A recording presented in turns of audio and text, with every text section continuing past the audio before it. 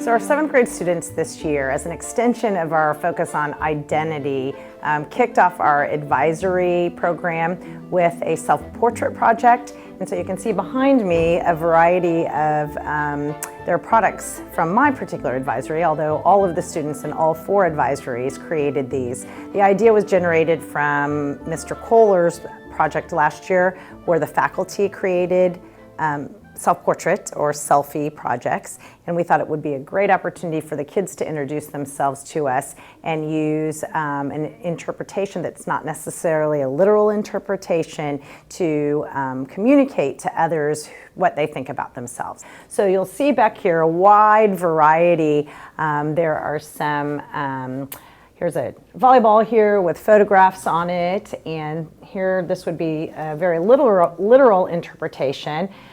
This is one of my favorites because this particular student is really just questioning their identity at this point.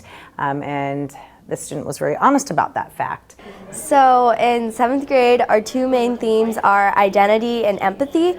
So at the beginning of the year, for our first advisory project, everybody in the grade was to make one self-portrait, and it could be like realistic or abstract, and it had to depict their identity and who they are.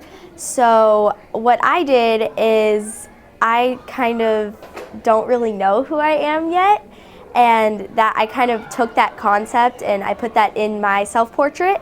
So I put a big question mark in the middle, and then I use this technique called aesthetometry, and it's like where you put little triangles around and it makes it look curvy, and I use that to signify how there's a bunch of twists and turns in life, and I don't know who I am yet, and I'll find that out as life goes on. So that's basically what I did.